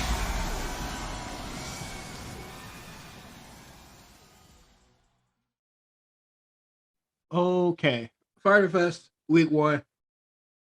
We start out with a very bizarre match, with Wardlow versus Orange Cassidy. I think we shouldn't really be questioning why Orange Cassidy gets these spots anymore. You could literally Google why. But I think this match is fine. But why is this his first title match? I mean, like, why is this like the? Yeah, I don't think this was an interesting match to have for Wardlow to make his first defense. First of all, you put a guy who low key might be more over than you. Oh, you know what I mean? Absolutely more over. Off the rip, that just seems like a bad decision to do. It reminded me of when NXT when they tried to get Almas over in his first match, so they put him against the most over guy in the company at the time, which was Shawn Spears. And I still don't know why that was the decision to be made. They ain't really see it for Ty Dillinger, bro. They ain't see it for him. But the fact they even put him against him like immediately, like mind you, this dude was like over when this happened. Like it made very little sense to me to put Almas in that situation, and almost ruined him off the rip. You know what I mean? Bad enough he had the suspenders on. Also, this crowd was very like, I would say this crowd is awful for AEW crowd. This crowd is awful. I don't think they sold a lot of tickets. I think it was like 2/3 full. When I was on, I follow WrestleTix, and I saw like yesterday it was like I think it was like a 4,000 seat setup, but I think they had maybe like 1,000 more tickets still available. But that was yesterday. Whatever building they were in, I don't think it sold very well. Even when they're not sold out, I feel like the crowd is still like on fire, and I didn't feel like these matches were like the crowd was like particularly on fire for any of these. Like, so when you said that somebody was like low key more over, like, you know, Orange Cassidy was more over than Wardlow low key. I ain't hear no Wardlow chants after his entrance. I didn't even hear Wardlow. I don't recall hearing any chants when he won. Tonight? Like he might have got like the chance after they did the fist bump because, you know, like, oh man, okay, Orange Cassidy's cool, you know, but like I don't like when that bell rung, I don't feel like people are like, oh man, you know, chomping at the bit as they normally do. But getting into the match, this match is really, really good. Then they try to get serious. Why? They want to show that he's Orange Cassidy, a serious competitor. I think like AEW rarely makes me laugh. Best friends playing up to the fact that this is face versus face, so they have to act like heels, and then they were like fucking up every like, you know, heel cheating tactic because, you know, they're not heels. That was great. When I thought the chainsaw was funny. The chainsaw was funny to me. When they were like kind of doing all the rapid fire cheating, like they were trying to take off the buckle, they got caught. They tried to bring in the thing. What is it? The chainsaw. They got caught. They got injected. Cassidy tried to throw him to the ring post. That didn't work. Somebody was like literally every cheating trope was happening and it failed. Yeah. Great. Hilarious. When that stopped, the match should have stopped. Nah, you gotta at least like actually have it. No. Why? I would rather that than have Wardlow's first match be a comedy match all together. But like also like this shouldn't have been his first defense. Probably not, but you know, whatever. This is the one time they feel like actually following the stupid fucking ranking system or something. So yeah. Also, side note, real quick, while I found it on WrestleTix, it was a capacity with the setup of 6,228. There were still 2,310 available as of 9:36 p.m. yesterday. So you know, Savannah, Georgia, not fucking with AEW, bro. Duluth, Georgia. They not fucking with AEW. How many people are in Duluth, Georgia? Shit, I don't fucking know.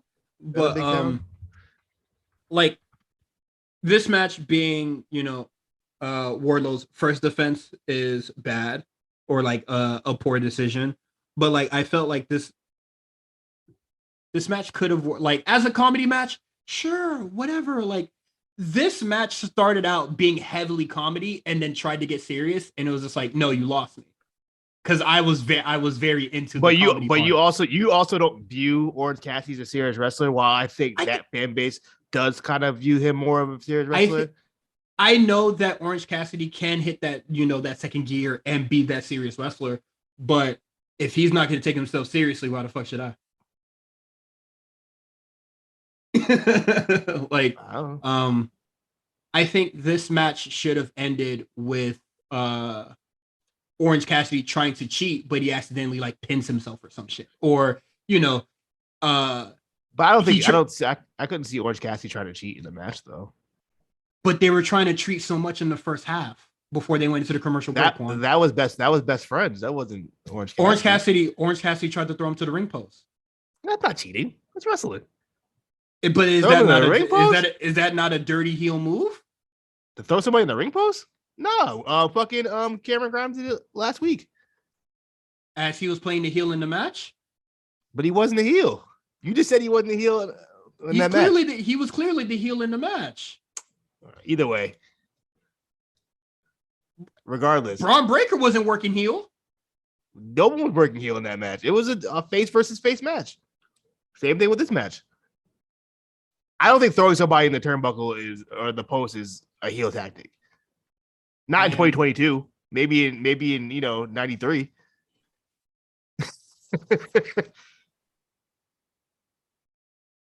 Sure. That's like throwing a punch was a heel tactic in the 80s, but it's not a heel tactic now. Everybody throws a punch. You know what I mean? It depends, nigga. Are you watching 80s wrestling? I'm just saying because like a punch technically is an illegal move. You can't throw a punch in a wrestling match, but it was for the heels to do. Yeah, I watch some 80s wrestling. Yeah, sometimes. But for the heels to do, and then at some point in time, it became everybody did it. It was just a punch you just throw in a match. Technically, it's illegal. I still feel as if Orange Cassidy should have tried to cheat because the joke is clearly that they're to play as a heel, but they're bad at it because they're faces. And I feel like maybe Orange Cassidy should have like fucked up like having his foot on the ropes or some shit, or just something. But like, I understand Wardlow's first title defense ending in that fashion would have been bad, but having this match at his first defense is also a major mistake. I won't say a major mistake, but it was definitely like why would they do this type of thing? I won't say major mistake. You're not gonna fault his whole reign. Not gonna tear. No. You know what I mean? No, I wasn't gonna fault his reign. I was always gonna blame the booker anyway. Yeah, I felt like this match could have been something. Orange Cassidy didn't even have to cheat. Like Wardlow could have really just squashed them. I thought that was more questionable. Is like they kind of made Wardlow out to be like this big dominant monster. He kind of ran through Scorpio Sky, but all of a sudden he can't, run through Orange Cassidy. Ran through his biggest op in MJF. Beat the shit out of 30, 60, 1,000 security guards. Made mincemeat of Scorpio Sky and American Top Team. The whole crew. Boy. Let this motherfucker get in the ring with a skinny twink and a Miri jeans, and he just can't put them away. Yeah, I thought that was kind of silly, but that's AEW. They're looking for the big match, even outside, even if it doesn't really make sense storyline wise, just to have the big match. This a big match, and if you say for them, not like star power wise, a big match isn't like they're gonna do all the big spots. They're gonna make it feel like a big Broadway kind of match. They want one of those. They want one of those once a week. And actually, I think they had 2 of those tonight. So good for them. They did their job. I think they had 2. If you say so. Next we have a promo from Chris Jericho. He gives Eddie Kingston bars once again, and to our dismay or to our anguish, he announces that the Painmaker will be returning. Yeah, he said that with no reaction. Nobody gave a fuck that the Painmaker coming back. Why you say it like something like people are supposed to be scared of that? The Painmaker. Oh no. Like, I don't know why Jericho feels like his like personas are like big deals. Yeah, like it's the demon. It's like it's a demon or something. Like, bro, it's you wear some Kiss face paint. Yeah, And you wear a goofy looking jacket, and it's the same guy. Yeah, literally same dude. Outside of that, though, I did like the promo. I liked it.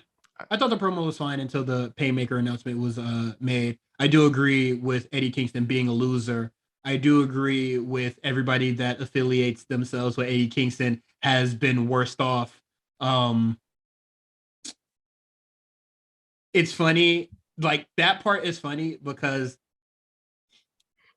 that definitely wasn't intentional. Like people weren't supposed to side with Eddie Kingston and get hurt or be losers, but that is the circumstances that we are in. But yeah, I don't really care about like the whole Paymaker part or whatever. Are you excited for a barbed wire match with a shark cage attached to the above the barbed wire match? Oh. Barbed wire everywhere match is the dumbest shit I ever heard. I think because they added the barbed wire everywhere makes it stupid to me. Because nigga, are you about to have barbed wire on like the guardrail on the barricade? Like what like they do? I actually wouldn't be mad at that. That'd be kind of wild. All right. Let's dial. Wait, hold on. Let's dial it back a little bit. If they actually committed to the barbed wire everywhere, I'd be like, all right, these motherfuckers wilding. They're wilding. But as a good thing. But I think everywhere is a little bit of an exaggeration. My thing is the Shark Tank. I don't think you need to put both of the gimmicks in the same match. I feel like that's too many. That's too much.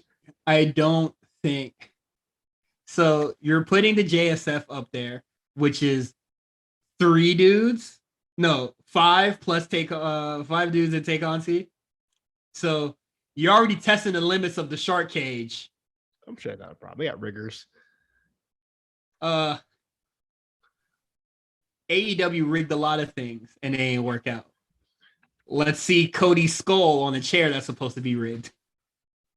So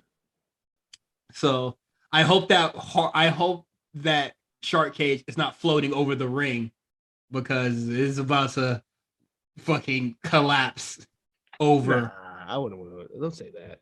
5 people in that shit hanging over. We don't know if everybody's going to be in it. We don't know who's going to be in it. Well, they're alluding to having all of the JSF in it and all of his Eddie Kingston's friends in it. No, it's just JAS. I don't think it's everybody, all the other people, is it? I think it's just JAS. I think it's just Garcia 2.0. 2.0 was just like, oh man, why the hell Eddie Kingston friends aren't in there? And I feel like that's gonna make it fair, but whatever. We'll see what happens with the shark cage. I'm not gonna worry about it too much. Also, has a shark cage really kept anybody out? Yeah, it kept Enzo Amore out at SummerSlam or NXT, whatever the hell pay-per-view that was. Had to stop them like the person from cheating. Sorry. I'm sure it didn't, like whenever Jim Cornette and them were fucking booking it in fucking the territories or some shit. It's definitely it's a very, very old school thing. Yeah. It's definitely some shit he watched as a kid that he like grew up on.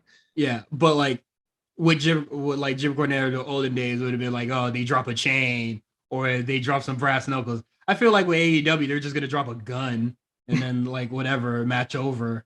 But or like they're gonna drop a whole 2x4 or some shit, or like a barbed wire bat they're just gonna drop from the top. Well, I mean, it wouldn't matter because it's a fucking no holds barred barbed wire match anyway. So what difference does it make? Yeah, you know what? Yeah, you're right. It's not cheating. So Eddie Kingston's a fucking moron. Should have had it be a regular ass match, and that's why the thing is just it's too many gimmicks on one match. It's too many. Someone in Discord said it's a hat on top of a hat, and I said, you know what? That's the best way to explain it. It is a hat on top of a hat. It is a hat on top of a hat, and also like everybody cheats in AEW, and also the refs are blind. So does it really fucking matter that they're in a shark cage? Oh man, yeah, this match is so silly, but it's gonna happen. Please let it end that feud. I do not want more of Eddie Kingston and Jericho. Next match, we got we got Jon Moxley versus how do you pronounce his name? As Konosuke Takeshita. Takeshita. In my mind, I want to say Takashita every time I see his damn name. I know it's not. I know it's Takeshita.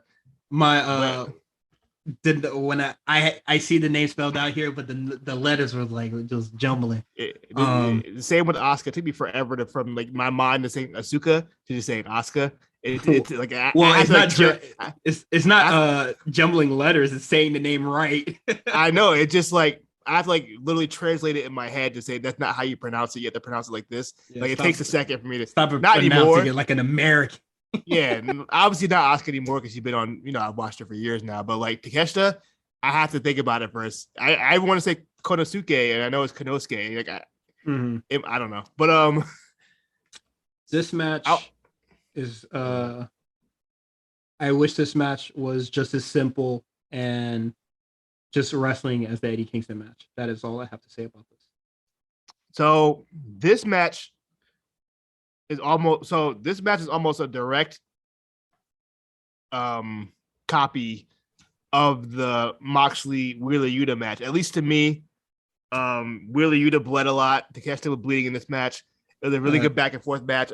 Moxley gave both of those guys a lot of offense on them and a lot of near falls and just gave them a lot. And I say that to say this: I really like the Wheeler Yuta match, and I also really like this match. The formula is working for me. I could do without the blood. I don't think it's necessary. The reason this match has even happened just because Moxley asked for it, I guess, which I thought was okay. But yeah, the match was good. I really like this match, and I really like Takeshita. I think he's really good, and I really hope we get him on TV, really in something. I also want to see him win on TV because I know he's getting these like close, moral victories or something. But like, let's get him some wins because currently on TV he is 0-6, I believe. I don't know what he's been doing on Dark or whatever, but I would see him get some wins on TV to really start establishing him as some kind of guy and get him, in some kind of title picture. Maybe not the main title, but TNT or the All Atlantic, whatever the fuck they doing with that. I think if he won the All Atlantic, I think it'd be cool with that. But so 2 days ago, when people were telling me about the match, just letting us know the match happened, I said Moxley and Takeshita should be good. Takeshita's nice with it. When Moxley starts biting him, I'm going to tune out. You know what it is with Moxley. You know you're gonna bite people. You know you're gonna bleed. You know what it is. So you said you liked the Wheeler Yuta match. I like the Wheeler Yuta match better. I wasn't a big fan of it. I felt like the blood was a little like obviously the blood in that match was very crazy. Excessive. That was unnecessary. And I felt like Wheeler Yuta was like getting way too much, and he didn't really earn that. Like he didn't weaken Jon Moxley to earn all that offense. So it is what it is. And I think Takeshita is way better than Wheeler Yuta, so he didn't really like I feel like he can earn that offense. Also, Moxley just does a power driver to him 2 minutes in, and I was just like, why did you just do that? This nigga really played this shit he a 2K call. Also, AEW, we got to slow down on the apron German suplexes. I've seen the last 4 weeks they've done it. Someone has done an apron German suplex. I'm pretty sure Eddie Kingston did it on Rampage last week, and they just did it again this week. Let's slow it down. You know what I mean? We don't need to do that every week. I would say I think Takeshita's fine. I'm just not a really big fan of Moxley and how he works. Because he be biting niggas, and I think that's just lame. Next, we have our main event. We have the tag team triple threat match. It's cool. I like this. I had something I want to nitpick at though, but I'll let you go ahead. You can go first. I think adding the Bucks to this match is better. Because Jurassic sucks. So the match is better in that regard. I just think the problem that I have, I think I know exactly what it is now with matches like this in AEW and specifically the Young Bucks matches. I don't think they have any unique pin breaks or near falls. Like I don't think they do those well. It's Who, the Bucks always do? yeah, I don't think they do those well. It's always like, either like a super kick or like, oh man, the dive to break the pin off the off camera like every time. Like we just saw amazing near falls from Usos Street Profits, and I didn't see any near fall nearly as good in that in this. Not from the Bucks, But but I I think do think there the was match was good. one. Yeah, not from the There Bucks. was Sorry. there was one from damn, was it the Powerhouse Hop one where he spine busted everybody, and then I thought he was gonna get the win. That one, I believe the Swerve had one. It was either Swerve or Swerve was pitting somebody and they broke it up. It was a really close one. But yeah, man, I like this match. I really did like this match. As soon as I saw the Young Buck and I saw Rick Knox, I knew what it was, so I wasn't gonna nitpick over no one tagging in the match. At this point, I mean, I don't. It is what it is. Don't even worry about that shit at all. My problem with this match, I thought it was a little overbooked. The knocking the ref down spot was unnecessary because last time I checked, a triple threat match is no DQ anyway. So you did no need to put have a ref bump in a match where it's no DQ. You could just use the belt. We don't have to, you know what I mean? We didn't have to go through all that. Thought that was a little unnecessary. What I thought was unnecessary is with Swerve at a very critical moment, like, hey man, you have the offense, just go crazy. And he's just like, should I just bash in Keith Lee's skull right now? Like, what is wrong with you, bro? Yeah, I don't understand that either. It was a lot of extra stuff that didn't need to happen in that match just to get to where we were. I'm like, why would he what would be the reason for you to hit him with the championship right now? What? Like, no reason. Like you guys are in the winning stretch right now. Yeah, I know you guys have a little animosity toward each other, but that seems really ill-advised to just like turn around and hit him. Also, why he do a backflip off that man? He didn't need to do that. He did that. I know. The second time he did that. Yeah, I know, but you don't need to do that. That is a spot that they share now. I'm not so the biggest fan of it. I think it's a really silly move. It's definitely gonna be like their little signature thing for big matches to bounce off his chest. Congrats to Swerve and Our Glory. Still a terrible tag team name, but I'm happy for the guys. I'm not happy for Team Taz, man. There's some fucking losers. Team Taz are a bunch of losers. Enough is enough. I can't keep cheering for these guys, man. I would, they gotta win something. I feel like they should just not be like. I don't think them not being labeled Team Taz anymore will, or like them not like they're barely affiliated with Taz as of now. So it's just like they're just losers on their own right. Taz is full on commentator now. And Hook hasn't been with them in damn near 6 months. So yeah, and they're not Team Taz. They're labeled as Ricky Starks and House Hobbs. So they're just losers. They're just some losers. They'll win a bunch of matches on Dark, but when it comes to the actual, anything big matches, that matters, yeah, they're taking that L. They're taking the pin. Like, oh man, he could really defend that title that don't mean jack shit on the show. But God forbid AEW Gold is on the line. But yeah, it is what it is with them. I definitely thought that Swerve and Keith Lee was very surprising. Keith was out there. That was my least likely pick. I thought, honestly, I thought it was either going to be the Bucks retain, which was my number one pick, and I thought if they didn't retain, it was going to be Team Taz wins, and then Swerve at Glory, because I figured they were going to break up or whatever they're going to do at some point. Yeah. Yeah, it's cool. Things. These are things that are outside of the match that I'm kind of just like about. Is why do Young Buck keep ducking FTR like that?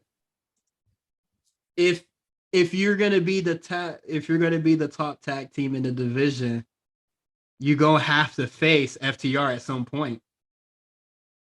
So why'd you do like what? FTR is been the number one tag team for about 5 months. Yeah. This is like MJF when he was number one contender for mad long, just never got a title shot. Yeah, it's the same like thing. If what is it? If FTR gets the match against Keith Lee and Swerve next, I'm definitely going to be looking at this match as like a little funny. But as of like, I'm not. It's not going to take away any stars or whatever.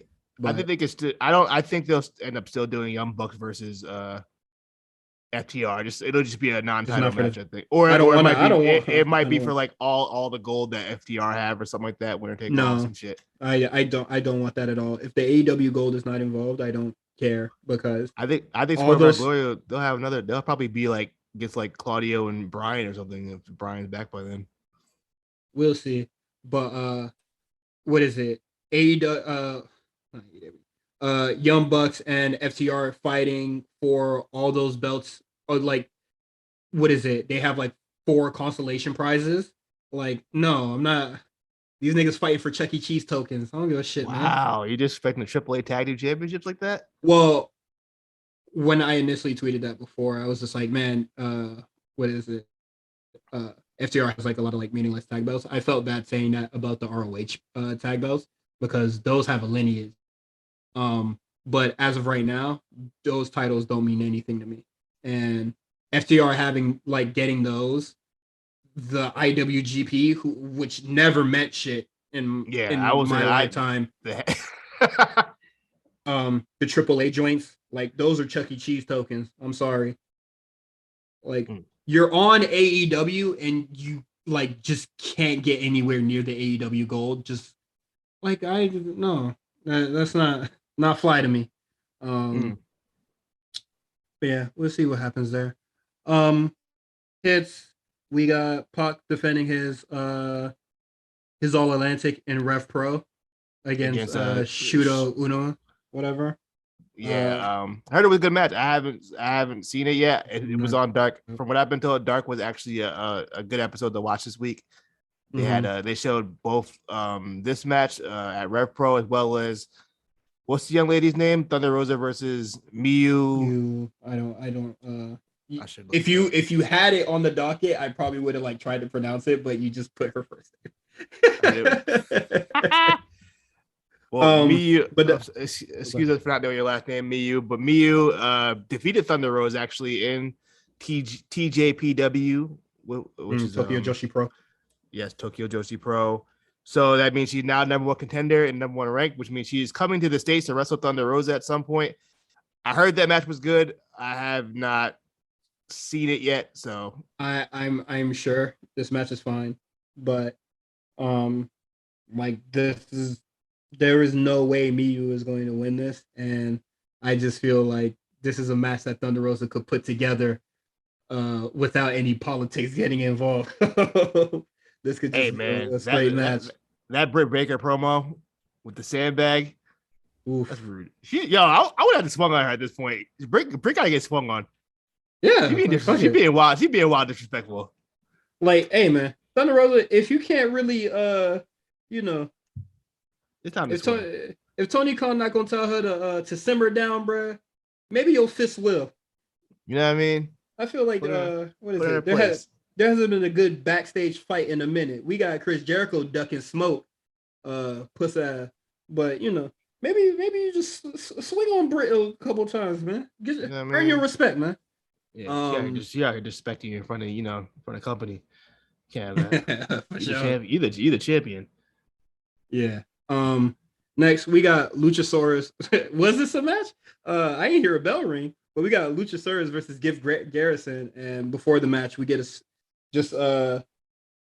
what is it? Christian reciting MJF's promo for a year ago against Brian Pillman. So yeah, all right. Christian has lost me at this point. He's got.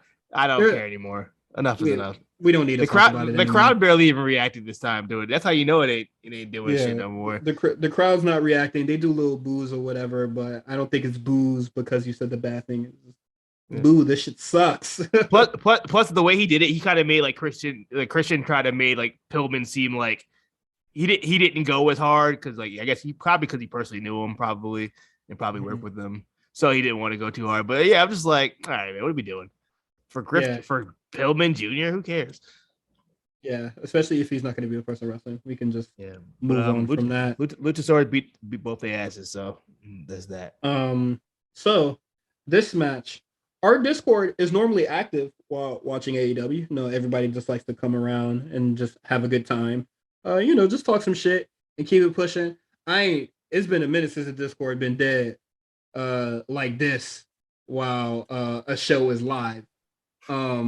Jake Hager versus Claudio. Let me tell you, when this match started, I had to get familiar with my bed. Yeah, I'm sorry. I feel bad because the match wasn't that bad, but as soon as Jake Hager comes out at any point in any show, I don't care. I don't want to see Jake Hager. Nothing about Jake Hager make me want to tap in. Nothing about this match is special. I love Claudio, love Cesaro. I think he's a great wrestler. But if you're gonna just be doing bullshit singles matches, I don't care. I don't mind him doing single matches. I just don't care. I just don't want to see Jake Hager.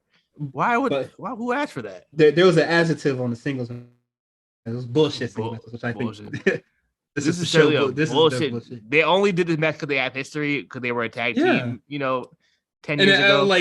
They'll be like, niggas would be quick to shit on WWE or like their WWE history, or take sly digs at each other and like promos like that shit.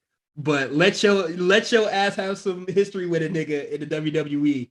Y'all gonna have a match. I don't know.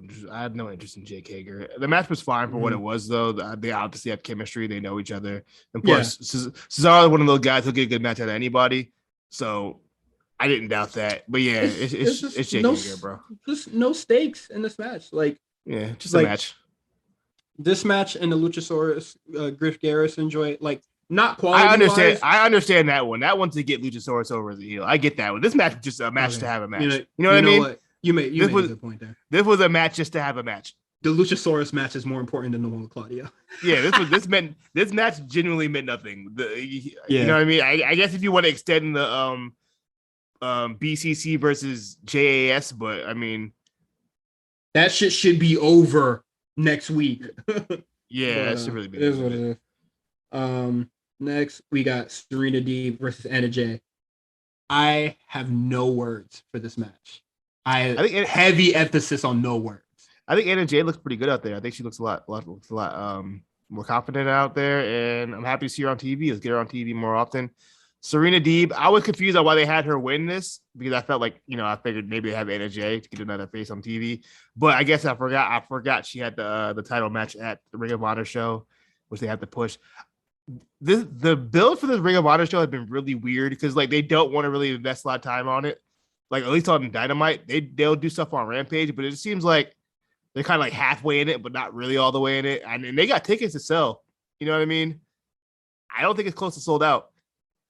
The card not bad though. It just I feel like they're not fully invested in really pushing this card to get people to watch this Ring of Honor show. Well, I don't feel like they're pushing Ring of Honor well enough either. That too. We haven't seen much of Samoa Joe in a really long time. Motherfucker, you cannot sell me on Satam. I saw his basketball stats. He ain't no Lash. He ain't no Lash. Movie threw that boy in the air. He ain't no Lash Legend, man. He ain't no baller.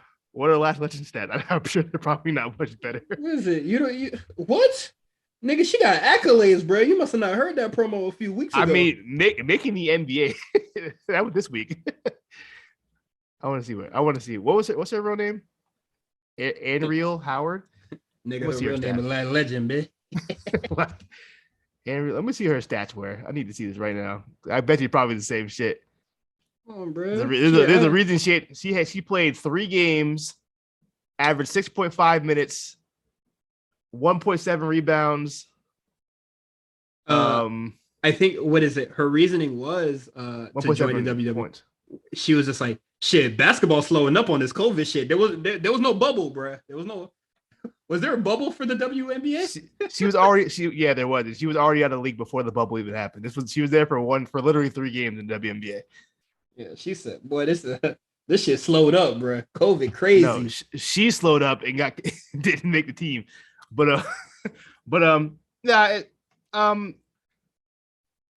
They are. You wouldn't know because you don't watch Rampage, but it seems like that's where most of the Ring of Honor content kind of comes in. But it's still just kind of like I feel like they kind of half-assed it. But well, it was a half-ass purchase. That too. But the card does look good. I will say that much. I might watch it if I'm home. I don't. You're gonna be home, buddy. I'm gonna be home, and I'm probably gonna watch it. Alone on a Saturday night. Bro, I don't even have a car. I didn't tell you what happened to my car. Oh, what the fuck happened to your car, bro? Dog, the whole catalytic converter fucking fell off while I was driving. Hey, I didn't know what it was either, so it fell off my car. But I was driving. I heard a loud thud, and I heard something scraping across the floor. And I said, "Oh, that doesn't sound too good." And I looked out. I looked under the car. I said, "Oh no, that boy was just hanging." That shit. By a thread. So it's in the shop right now. So yeah, I might be in the crib. I don't know. It depends on how long it takes to get this car fixed. Yeah, my nigga, invite some friends over some shit. But to watch Ring of Honor, yeah, right. Hey man, I invite when I told my friends, hey man, pull up, we go watch some wrestling. They pull up. Which is weird because I don't know any wrestling fan besides Mark. I don't know why you watch that fake shit, bro. That's what I get. Them niggas be invested. Actually, shout out to my boy Lamarck, and now he keeps sending me reels of stuff. Like he'll send me like the fucking like Shawn Michaels, Shelton Benjamin super kick from like 2005. like I never seen it before. I would like people to stop sending me reels because it's often shit that I've already seen. You do not know how many times I've seen that fucking Orange Cassidy montage, bruh. Please set my people free from that shit, bruh. But my boy, his algorithm is crazy. He getting like lucha stuff now. I don't even get lucha stuff in my algorithm. He over here sending me lucha video. I'm like, I don't know what's going on. I don't know who these guys are, man. What is it? When my friends went to Mexico, they went to like a CMLL show. It's probably fun. I would love to do that. They brought me back the posters that they were like using to advertise. So I had a whole bunch of those. I lost most of them, so I only have like 2 of them now. Wow. That'd be fun. I would love to go to that. Yeah, I would too. That is it for us wrestling stuff. You can follow the A Show at the A Show RNC on Twitter. You will most likely get the info of when the shirts are gonna be going on sale, what they look like, and all that other stuff. If you already want to see what the shirt looks like, you can sign up for our Patreon at patreon.com/the A Show RNC, and you can get all sorts of other perks like getting these shows a day early, getting a little bit of extra content on some of your shows. You get our Patreon exclusive shows like Spot Callers, Legendary Runs, Evasion Diaries, X8 Diaries, and for a certain threshold, for if you want to up the stakes, you can join the Discord, and just talk to all like-minded, cool people. I'm there.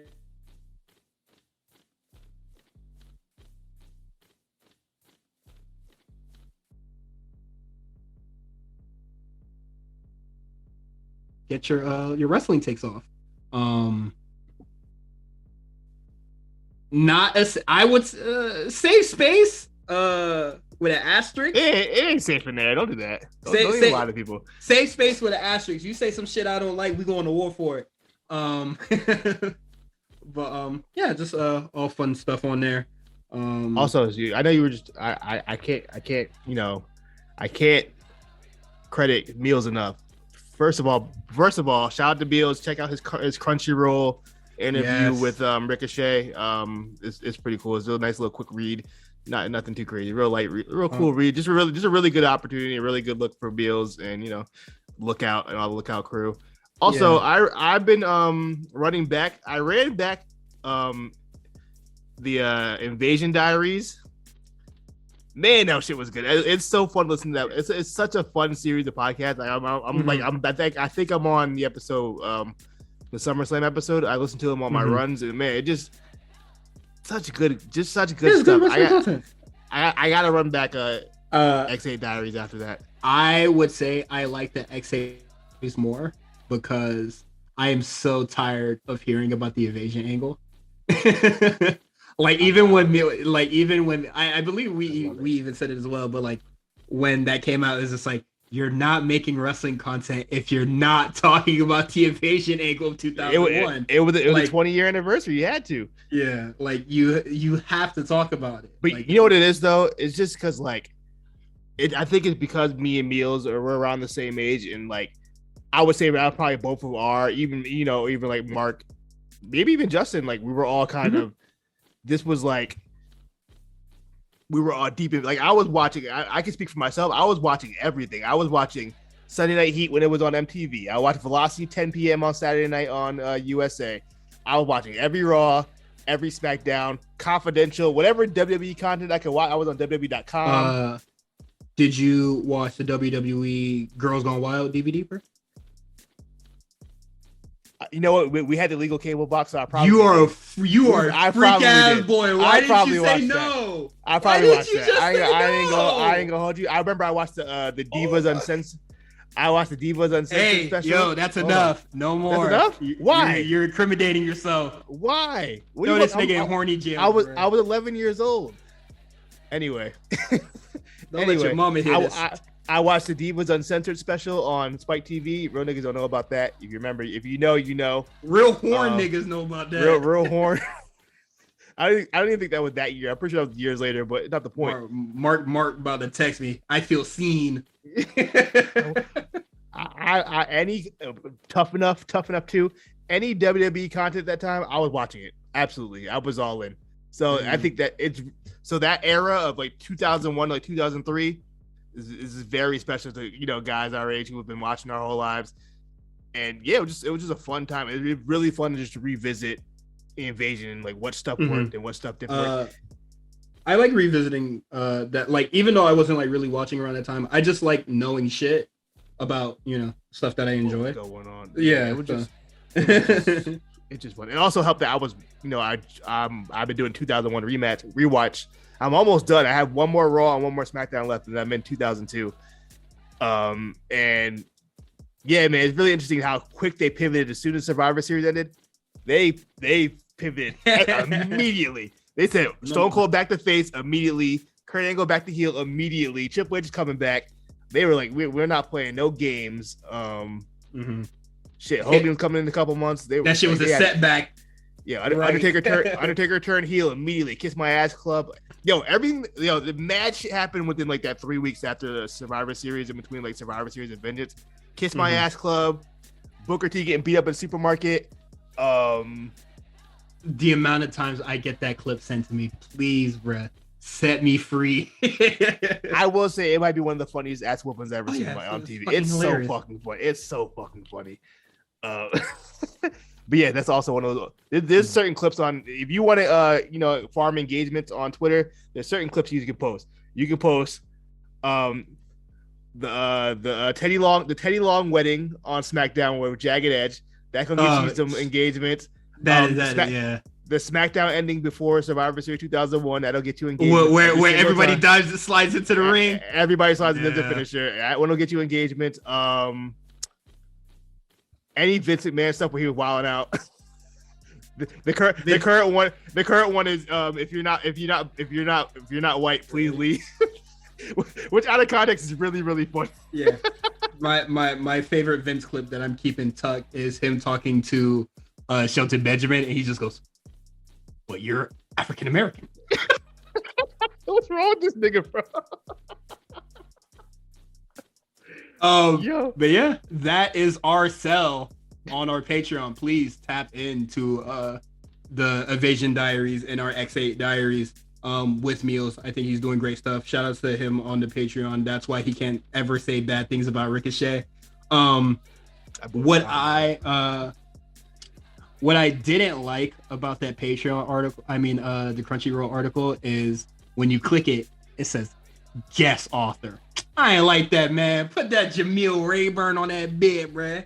You feel me? Yeah, I ain't like that. That shit just says guest author. That's his name. It says his name in there. It's just smaller. You know what I mean? Not the big one. It's at the fucking bottom, but it's all good looks. It promotes both of the pods. But nah, I don't like that it said guest author. Fuck that. But no, all great stuff, man. I'm going to be watching The Bash. 2009. 2009, yeah.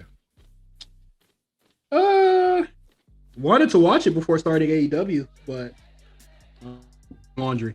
So I was folding laundry just listening to Drake. I just needed peace. But plugs once again, if you want to subscribe to our Patreon, that is patreon.com/the A Show RNC. You can follow Quan, and I don't know if you're tweeting up much about your 2001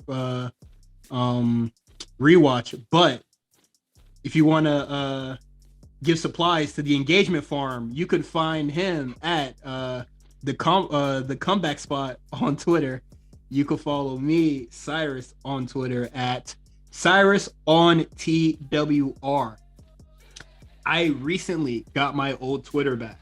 Congrats! I gotta say that. Congrats. I would implore all of you, everybody, anybody, all Wrestle fam, please migrate to the other one. just migrate over. If you only want to talk to me or care,